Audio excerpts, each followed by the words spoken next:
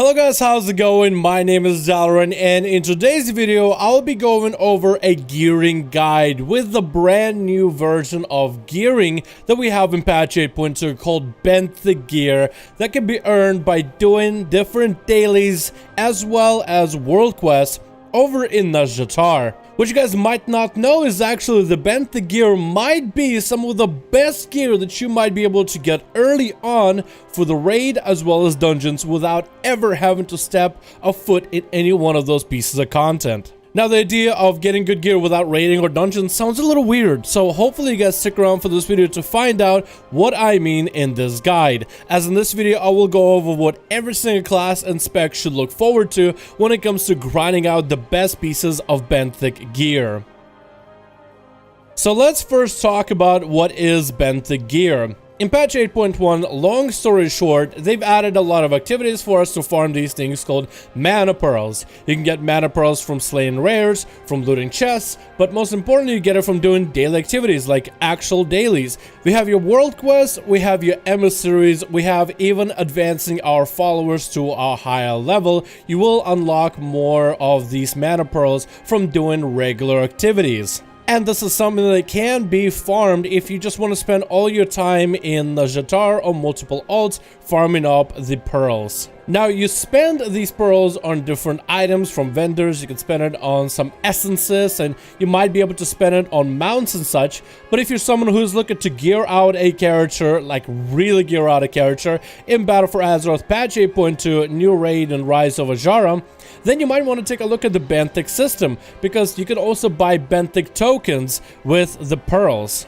The Benthic Gear is supposed to be a gear type thing for catch-up mechanics. You can buy yourself a full set, and let's say you decide to level up a brand new character to 120, you'll be able to mail that character all this Benthic Gear, so that character that you just leveled will start out with basically a full set, if you do accumulate enough points for, a full set of 385 gear that's also upgradable. So every Benthic token, when you open it up, starts out at item level 344, and by grinding out mana pearls, you can invest a bunch of them in order to increase the item level of a piece of Benthic Gear. Supposed to be to 430 item level, but right now it caps out to 425 and is speculated to upgrade in the next few weeks with the opening of the raid.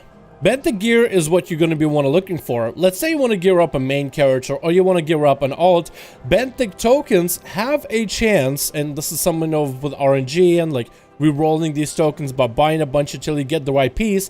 You can keep opening up these tokens until you get a piece of gear that has a gem socket into it.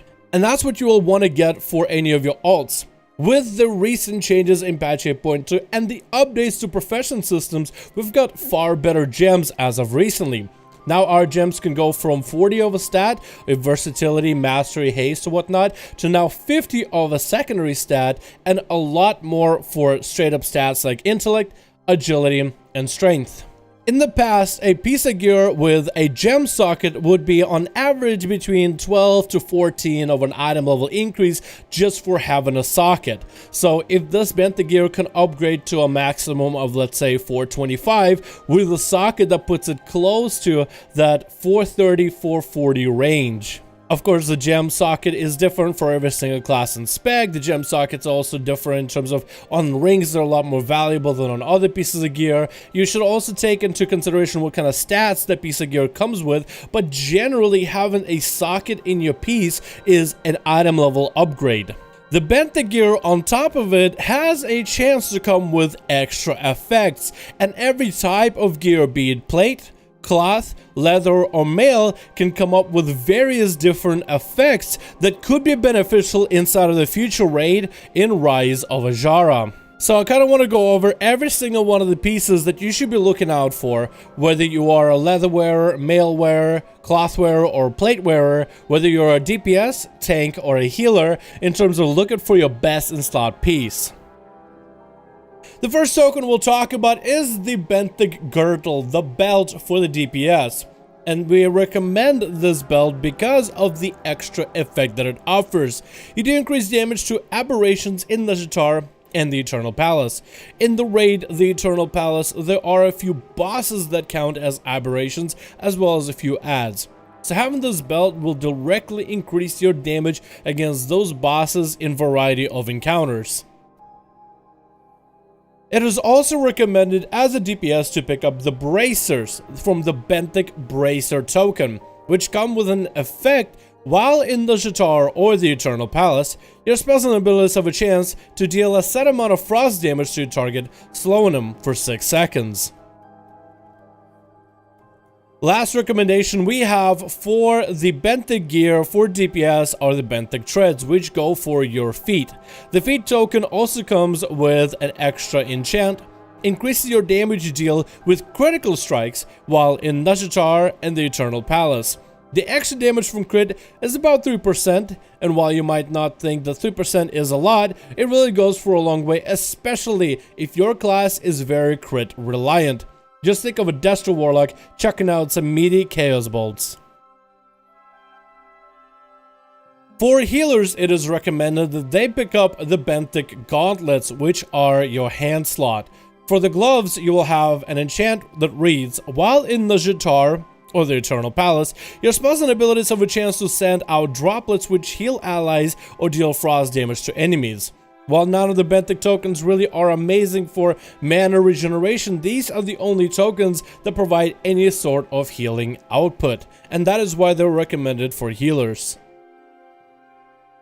For tanks, we will have the Benthic Gauntlets as well, which have an effect. Taking damage in Nazjatar or the Eternal Palace has a chance to increase your dodge rating by a certain amount and heal you for a certain amount every 2 seconds for 10 seconds, allowing for tanks to have some sort of sustain when it comes to self-reliance. The second tank pickup item would be the Benthic Girdle, which is the belt. It comes with an effect of, while in Nazjatar or the Eternal Palace, your spells and abilities have a chance to deal physical damage and increase threat to enemies in a small area around the target, which is going to be great for any tanks that have a hard time picking up aggro, especially when it comes to heavy fights. Now, I know you guys are going to ask me, do you really need these pieces of gear in order to be at the tippity top? Well, if you're someone who's doing mythic raiding, I think it's a good idea to pick up some of these pieces, as they will definitely give you a competitive edge, even a small one, within the new raid Eternal Palace. But do you really need these specific pieces? Not really. This is really for someone who wants to get the best in slot, the best enchant, and make sure to have a gem slot secured. Those would be the best in slot pieces. But technically, as long as a piece of gear you get that is Benthic that has a gem slot and has fairly decent stats that your class can actually use, then that's going to be an upgrade all on its own, because of just how powerful the gems are in patch 8.2.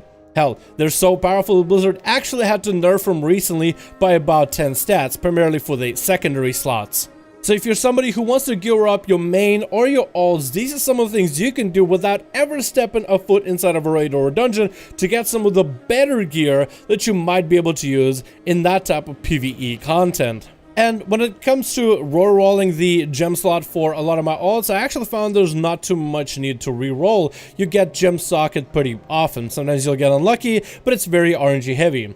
Where the RNG really comes in is getting the best in slot piece with a gem socket. Now that is going to be difficult. And what I might do is I might actually try to get that on my main, but definitely not going to be scoring for that on my alts. Thank you guys so much for watching this video. I do hope you guys enjoyed. It was really cool to figure out that Benthic Gear isn't just catch-up mechanisms, but actually can be used for my mains. So even though I got my main like level 55 neck and I got flying and I thought I was done, now there's more Benthic tokens to farm to see what kind of gear I can get on my main.